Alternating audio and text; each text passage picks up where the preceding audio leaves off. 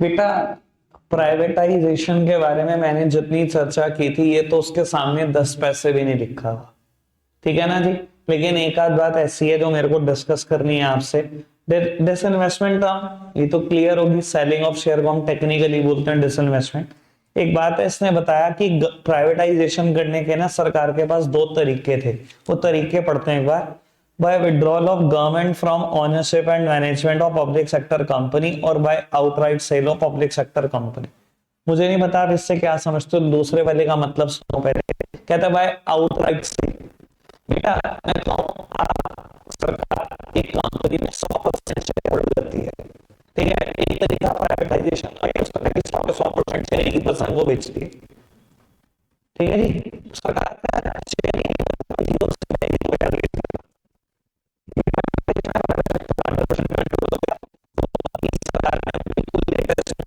India के साथ operate से भी तो थी, एयर इंडिया की मीटिंग करवाई, टाटा ने सारा बिल्ड लगाई, 100% शेयर की खत्म कहानी, सरकार का नहीं बचा, एक पैसा भी नहीं बचा।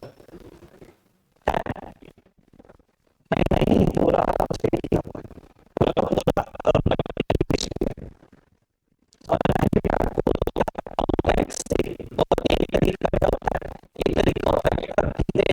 अपनी ओनरशिप को कम कर रहे हैं और धीरे धीरे 49% से कम हो जाएगा, उस दिन बेटा प्राइवेटाइजेशन जैसे कि अभी एलआईसी और आईआरसीटीसी में किया, एलआईसी में 40% चले गए हैं, 96% गवर्नमेंट ऑफ इंडिया के पास है। पर बेटा इंडिया ने एक रूल है, अगर आप किसी कंपनी का शेयर प्रमोटर, कंपनी के प्रमोटर होते हैं, अगर किसी कंपनी का शेयर एक बार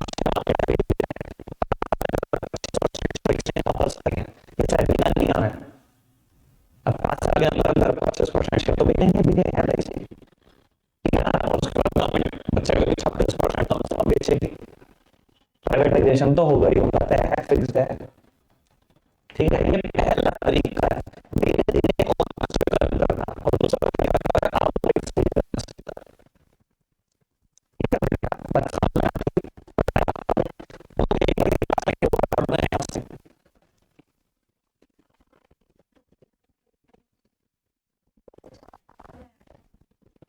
और कोई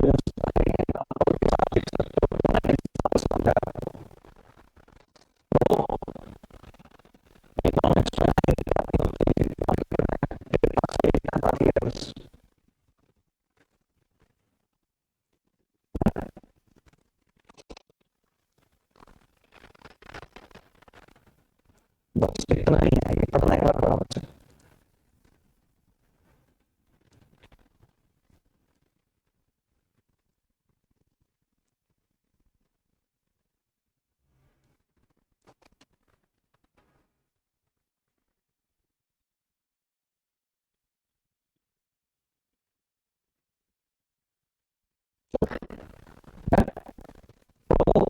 टॉपिक इसने नहीं दिया, लेकिन मैं थोड़ा सा डिस्कस करना चाहता हूँ, नीड फॉर प्राइवेटाइजेशन।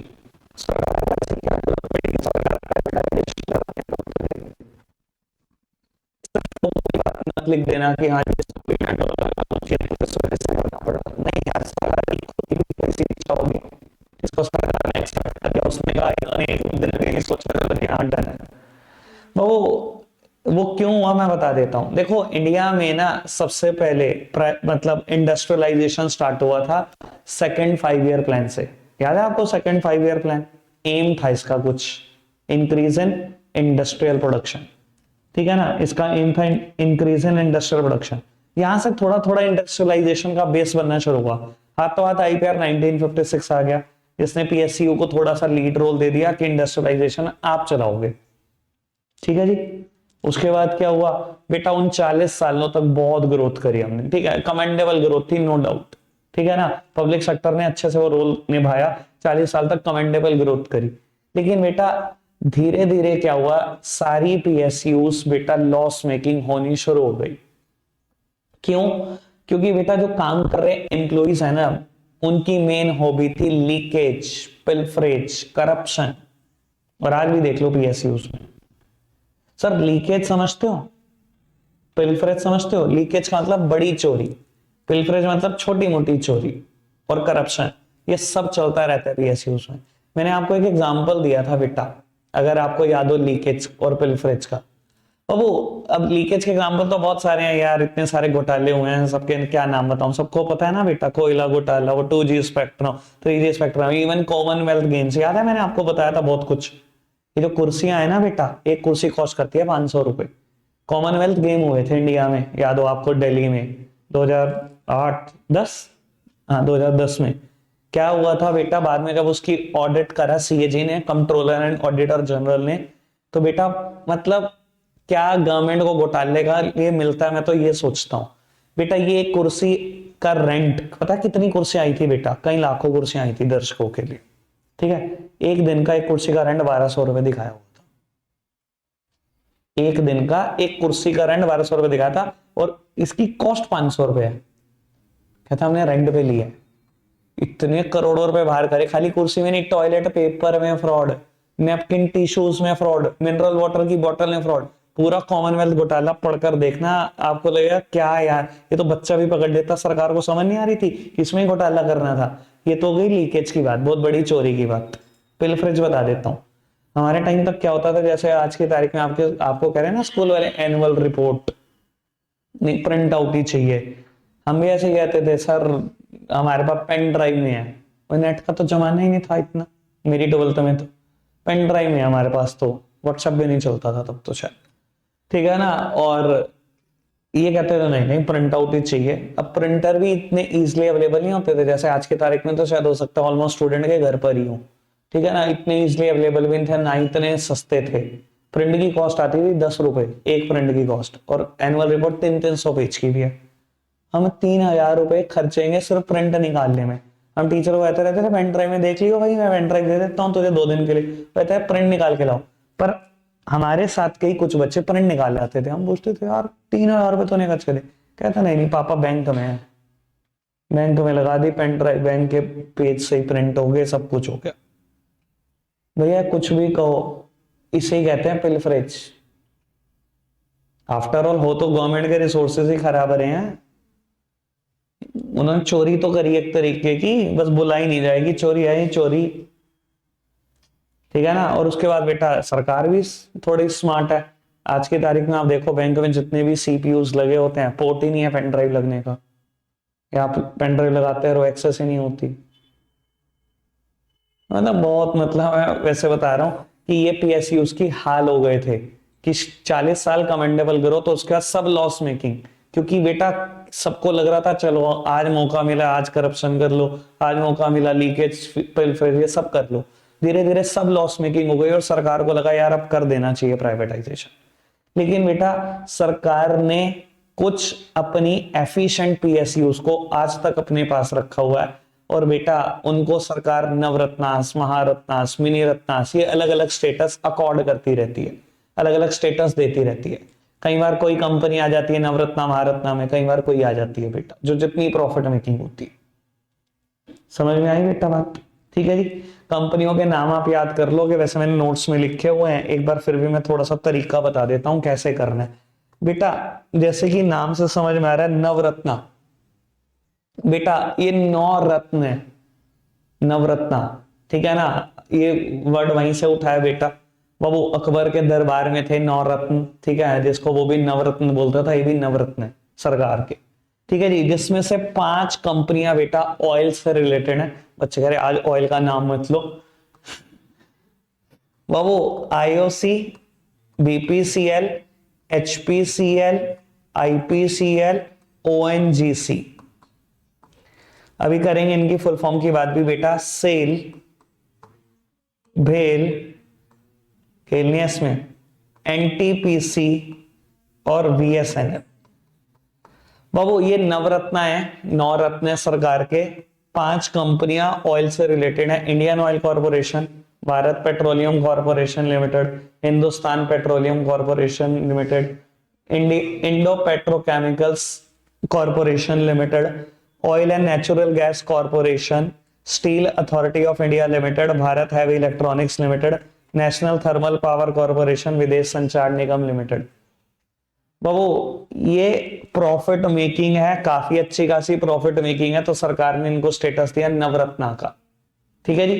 बेटा महारत्नास, बेटा इसी में से कुछ कंपनियां कट कॉपी पेस्ट हैं, ये 8 कंपनियां हैं। आईओसी यहां पर भी है, बीपीसीएल यहां पर भी है, ओएनजीसी यहां पर भी है, सेल, भेल, गेल। बाबू इन 3 का नाम काफी इकट्ठा आता है, अगर आपने सुना हो। मैं तो 11th क्लास में जब भी एग्जाम्पल देता हूं ना, तो बेटा इन्हीं का नाम बोलता हूं गवर्नमेंट कंपनी में, सेल, भेल, गेल, बच्चों को याद ही ऐसे कराता हूं। ठीक है ना जी। बेटा आईओसी, बीपीसीएल, ओएनजीसी, सेल, भेल, गेल, एनटीपीसी और कोल इंडिया लिमिटेड, ये 8 कंपनियां महारत्ना में।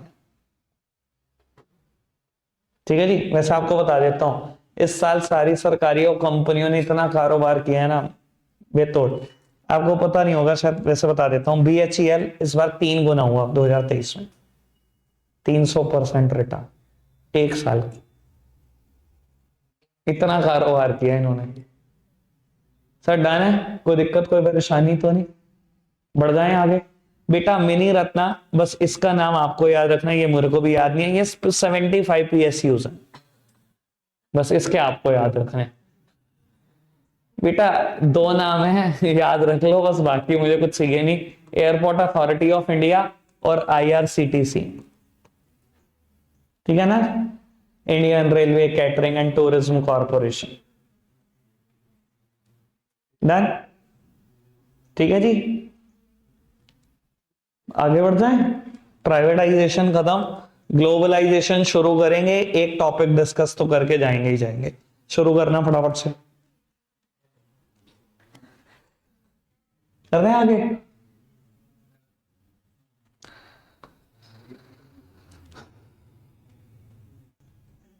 थाउजेंड जो लिखना है लिख लो, पेपर में कन्फर्म है इसका। 100%, 1000% जो तुमने लिखना है, इसलिए इसको बहुत तसल्ली से पढ़ना है, आराम से। यहां से क्वेश्चन आया तो समझ लेना बोर्ड का पेपर नहीं है आज। उड़ जाना बस, क्या ना अगले साल देंगे 2025। चलो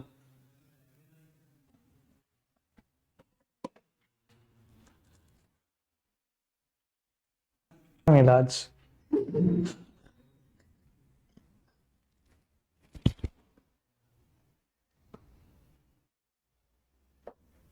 लो पुत्र, चलो जी। वो आउटसोर्सिंग पर डिस्कशन करना है, 10 से 12 मिनट लगेंगे, फिर आगे बढ़ेंगे बात को।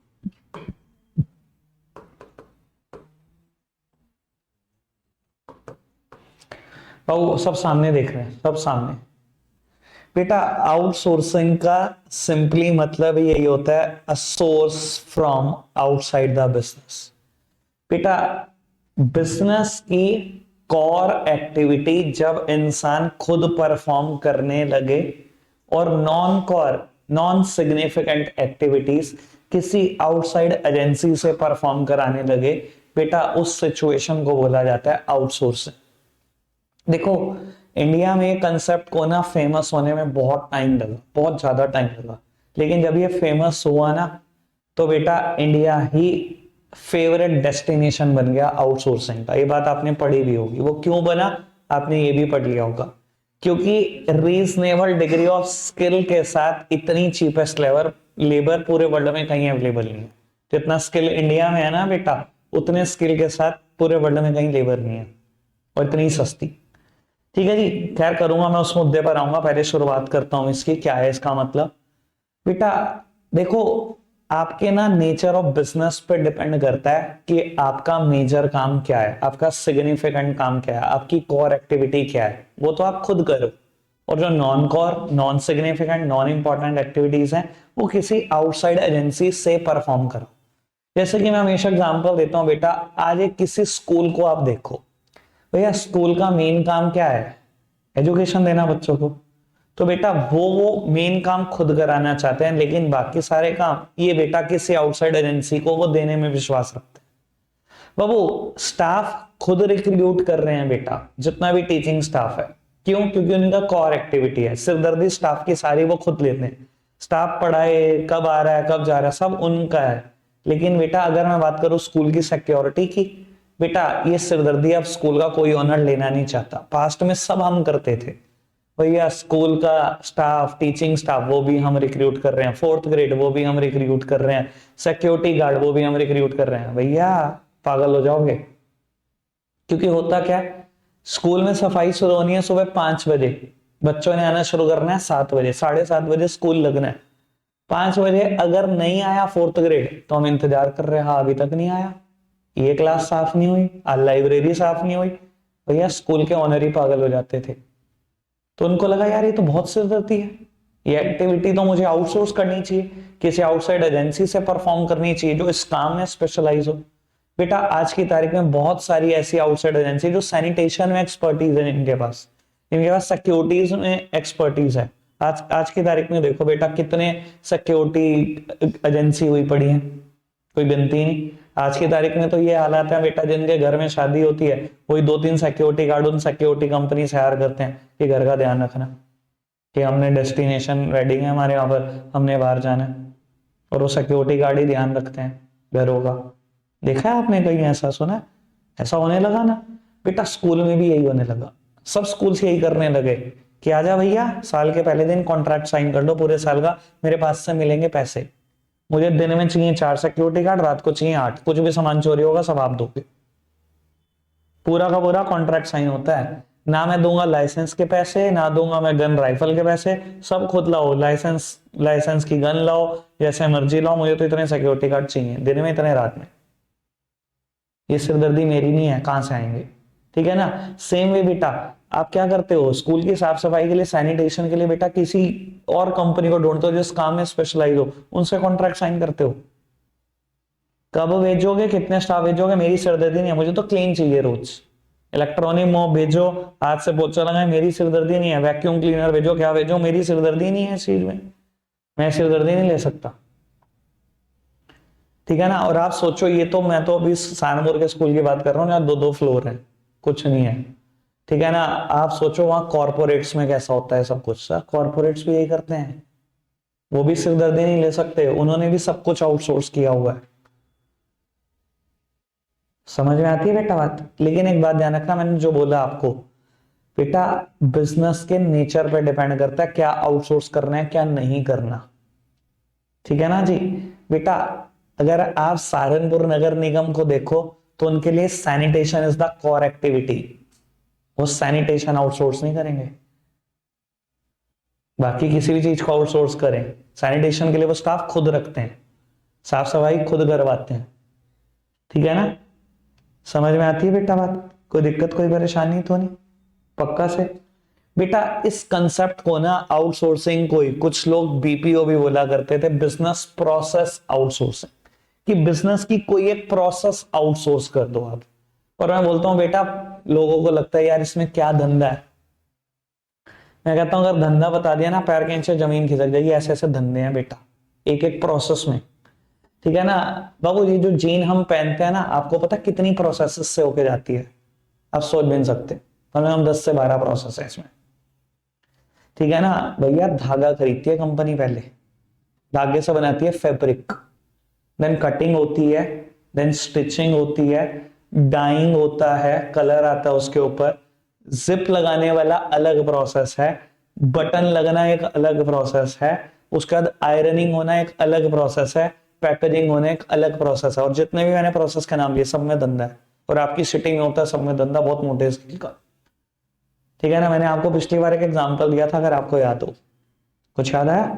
बेटा एक पर्सन है मेरी नोन में, उसने फैक्ट्री लगाई हुई है, क्या करता है, जीन पे बटन लगाता है, पर जीन 1 रुपया चार्ज करता है बटन लगाने का। अब भैया उस कंपनी को सोचो जो वो जीन बना रही है, अब उसको लगता है यार 1.5 लाख की मशीन है, ठीक है, एक से मेरा वैसे भी पूरा निपटने का, मैं 2-3 मशीन ही खरीदू सिर्फ बटन लगाने के लिए, 4-5 लाख की मशीन छोड़ यार मैं बाहर से लगा लूंगा, 1 रुपया ही तो देना है। ठीक है। उसके पास पता है कितना काम है, उसके पास 50 मशीनें ना हो बटन लगाने की, 50 मशीनें। पता है रोज का कितना धंधा करता है? आपकी सोच के बियॉन्ड है, रोज के 10-12 हजार रुपए कमाता है 1 रुपए का बटन लगाने में। ऐसे ऐसे बिजनेस हैं। लोग आयरनिंग में देख लो, आयरनिंग में, जीन्स की आयरनिंग में कितना मोटा धंधा है। पैकेजिंग में देख लो कितना मोटा धंधा है। समझ में आती है बेटा बात? क्लियर है बात? बेटा अभी तक जो मैंने बात करी वो बीपीओ की करी, सब सामने देखो। अभी ये मेरा टॉपिक खत्म नहीं हुआ है और मैं पक्का बोल रहा हूँ ये पेपर में कंफर्म था। बाबू ये जो मैंने बात करी अभी बीपीओ की करी बेटा, अब इसका भी एक नया वर्जन आ चुका है मार्केट में जिसको बोलते हैं केपीओस। केपीओस क्या होते हैं बेटा? Knowledge process outsourcing. ये क्या था? बिजनेस प्रोसेस आउटसोर्सिंग, अब क्या है? Knowledge process outsourcing. ये पता क्या कहता है केपीओ? ये तो कहता था कि कोर एक्टिविटी खुद करो, नॉन कोर किसी और से कराओ। ये पता क्या कहता है? कहता कोर भी करा लो, सस्ती पड़नी चाहिए, कोर भी किसी और से करा लो। और एक बात बताऊं, अब यही चल रहा है। और बेटा इंडिया फेवरेट हब भी बन गया, वो रीजन मैंने बता दिया, लेकिन एक और कारण भी है उसके पीछे। खाली स्किल और सस्ता होना नहीं है, एक कारण और भी है बेटा। अब आप ये तो देखो टेक्नोलॉजी कितनी तगड़ी हो चुकी है, जहां डेटा ट्रांसमिट करता है over continents in few seconds. आप घूमने जाते हो सिंगापुर, वीडियो कॉल करते घर पे, भाई डेटा देख तो लो, कितने कम देर में बेटा रियल टाइम में डेटा ट्रांसमिट हो रहा है। Video conferencing, teleconferencing, text, voice, sir कितनी टेक्नोलॉजी कहां जा चुकी है टेक्नोलॉजी। ठीक है ना जी? समझ में आ रही बेटा बात? बाबू अब क्या क्या इंडिया में आने लगा बेटा केपीओ की वजह से, क्या क्या काम आने लगा? सर सब कुछ जो आप सोच सकते हो, film making, film editing, teaching की सारी एक्टिविटी, इवन कॉल सेंटर्स, या मैं करूं क्लिनिकल एडवाइस, मेडिकल एडवाइस, सब कुछ आने लगा। मैंने पिछली बार आपको एक बहुत तगड़ा एग्जांपल दिया था बेटा मेडिकल एडवाइस पे, अगर आपको ध्यान हो तो मेरी तरफ देखो। चलो मैं दोबारा बताता हूं आपको। तो सक्षम हॉस्पिटल जैसे हमारे यहाँ पर है, आपको भी पता है इसमें जितने भी डॉक्टर हैं बेटा सब ऑनर नहीं है। सब तो ऑनर नहीं है। मखीजा जी थे ऑनर, उनकी डेथ हो गई आज की तारीख में, उनकी वाइफ है, तो काफी बड़ा शेयर तो उनका ही है। बाकी सब डॉक्टर तो आप देखो सैलरी पे काम कर रहे हैं, ठीक है ना, या कमीशन बेसिस पे, जैसे भी रहता होगा कि ये मेरा पेशेंट एडमिट हो गया, इसमें इतनी % कमीशन मेरी है, बाकी मैं हॉस्पिटल को दूंगा, ऐसे ही होता है। तो बेटा जैसा सिस्टम यहाँ चलता है वैसे ही ऑल ओवर वर्ल्ड चलता है। ठीक है जी? अब मैं कहता हूं एक पर्सन जिसका हॉस्पिटल है अमेरिका में, ठीक है, रात को अमेरिका में किसी का एक्सीडेंट हुआ, वो केस एडमिट हुआ उस पर्टिकुलर हॉस्पिटल में। अगर बेटा अमेरिका में वो उनके यहाँ जो भी डॉक्टर के साथ, जिस भी डॉक्टर के साथ कॉन्ट्रैक्ट, अगर वो उसको उठाए वहां पर, बेटा आप ये तो समझते हो ना, दिन में डॉक्टर के चार्जेस अलग है और रात को बेटा वो डबल या ट्रिपल ही चार्ज करता है। ठीक है? अब वो भी देना नहीं चाहते, वो कहते हैं सब कुछ हम कमाएंगे, हमारा हॉस्पिटल, हम क्यों ना कमाएं। ठीक है, हम इस चीज के स्पेशलिस्ट डॉक्टर नहीं है। वो करते क्या है बेटा बाबू, वार्ड बॉय होते ही हैं। क्या करा, चल सिटी स्कैन मशीन से तो निकाल इसको, सिटी स्कैन करा, रिपोर्ट आई, इंडिया में भेज दी। सर वीडियो कॉन्फ्रेंसिंग करनी है और बात करनी है, कितनी देर लग जाएगी? 1 मिनट 2 मिनट डॉक्टर के एडवाइस लेने में, इसे आता तो नहीं, डेटा ट्रेवल कर रहा है विद इन सेकेंड्स। ठीक है सर, और एक और बहुत बड़ा एडवांटेज, अगर अमेरिका में रात है तो इंडिया में तो वैसे ही दिन है, क्योंकि गैप 11-12 घंटे का है। यहाँ डॉक्टर, डीएम डॉक्टर 500 रुपए में एडवाइस दे रहे हैं हमें। हमें लगता जरूर है क्योंकि हम यहाँ रह रहे हैं कि हमारे यहाँ पर मेडिकल बहुत महंगा है। सर फॉरेन में तो नाम ही ना लो, वो तो बहुत महंगा है। कई कंट्रीज में, कईयों में तो फ्री है, जिसमें फ्री नहीं है भाई ना, मतलब अमेरिका में तो 15 दिन भगवान न करे कोई हॉस्पिटलाइज हो जाए, करोड़ के नीचे आ जाता है वो आदमी, करोड़ रुपए के नीचे आ जाता है। ठीक है ना? यहाँ तो आपको पता है डॉक्टर के इतना महंगा नहीं है कुछ भी। ठीक है जी? अब बाबू अमेरिका से मेल आ गई, एक सिटी स्कैन रिपोर्ट है, डॉक्टर ने रीड करी, क्या दिक्कत है, क्या चोट लगी है, कहां चोट लगी है, उसने मेडिसिन बता दी कि ये आप दो, बाकी सुबह डॉक्टर आएगा वहां चेक कर लेगा। उन्होंने वहां डॉक्टर ने उठाया, आपने उसकी सिर्फ 1000-2000 रुपए इंडिया में बैठे हुए किसी डॉक्टर को फीस पे करी, पूरा का पूरा ट्रीटमेंट मिल गया, ट्रीटमेंट शुरू हो गया। उससे आपने जितने भी चार्ज करने थे 10, 12, 15 हजार, वो तो आपने चार्ज कर ही लिया। ये सब काम चल रहे हैं आज के तरीके, सब प्रैक्टिसेस चल रही हैं, यही आउटसोर्सिंग है। क्लियर है बेटा बात? क्योंकि इतने बढ़िया बढ़िया स्किल्स आपको बहुत सस्ते सिर्फ इंडिया में मिल सकते हैं, इसलिए बेटा आउटसोर्सिंग का फेवरेट डेस्टिनेशन इंडिया है।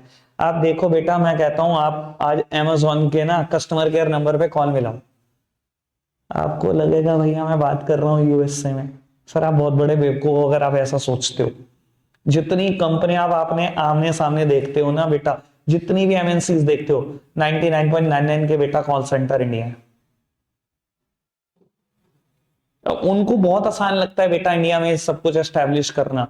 क्यों?